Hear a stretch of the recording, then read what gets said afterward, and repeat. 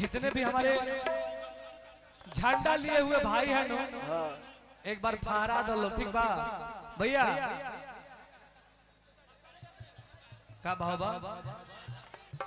कैसे तुमने क्या कहा कि ललटनिया पर बटन दबाई हा भाई, भारत विरोधी न जीत हो जाई क्या? तयबरी आरजेडी के झंडा सुपर हिट हो जाई।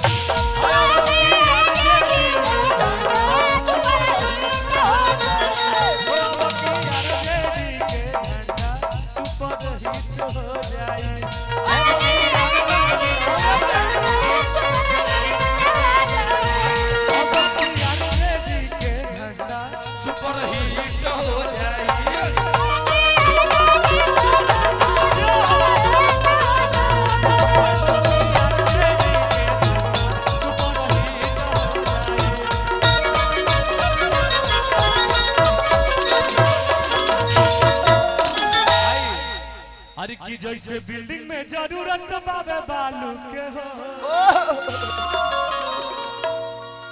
अरे की जैसे बिल्डिंग में जरूरत बाबे बालू के हो, हाय सही बा जरूरत फेरू लालू के हो।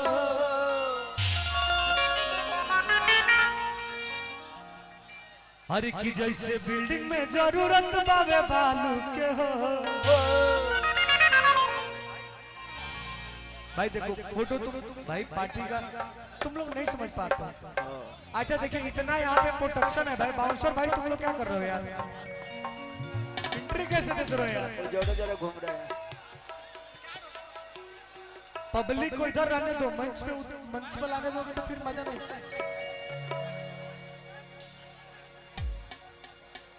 ए भाई लालू बिना चालू ये बिहार ना हो।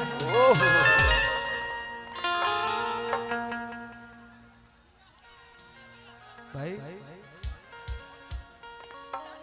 थोड़ा सा आप लोग शांति बनाए रखो। और तमाम नेतागण लोग उपस्थित है महागठबंधन के, सभी लोग आप ही लोग के लिए आए हैं, तो प्लीज आप लोग थोड़ा सा भाई शांति बनाकर रखो।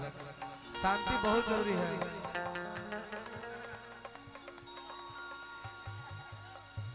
हर की लालू जी के कृपा से पहचान भाई, हर की महुआ में मुकेश रोशन के नाम भाई बा, ललटनिए हई महुआ के शान भाई ललटनिए पूरा महुआ विधान के जान भाई। गुड्डू भैया विधायक जी कहाँ है? टाइम लगेगा क्या आने में? अच्छा और बहुत जो हाँ भाई धन्यवाद भाई। ले भैया हाथ मिला लेने भैया। देखो लो हम भाई दुहेला लड़का है।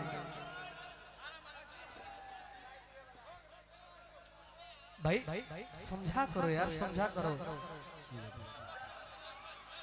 इतर लोग भैया आप मेरे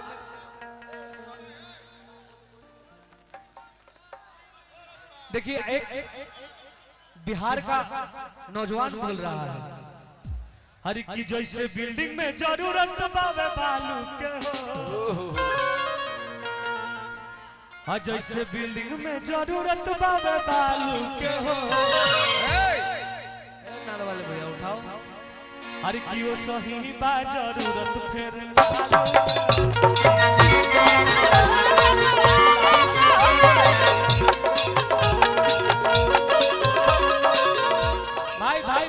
भाई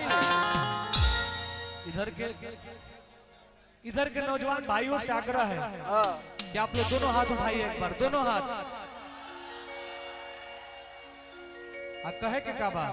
हर की जैसे बिल्डिंग में जरूरत बाबे बालू के हो,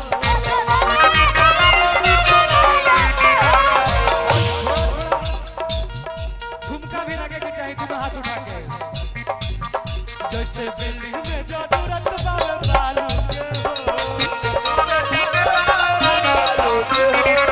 बिल्डिंग में जरूरत बावे बालू के हो, ओ सही बा जरूरत के बालू के हो, ओ सही बा जरूरत के लालू के हो, ओ सही बा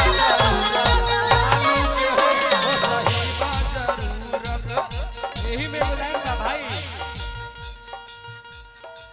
ए भाई लालू बिना चालू ही बिहार भैया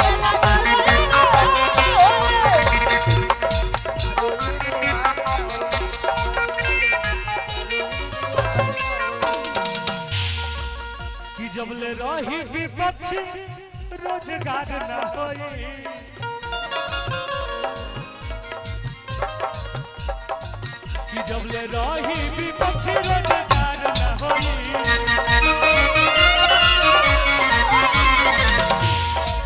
हो जब ले रही विपक्ष रोजगार न होई,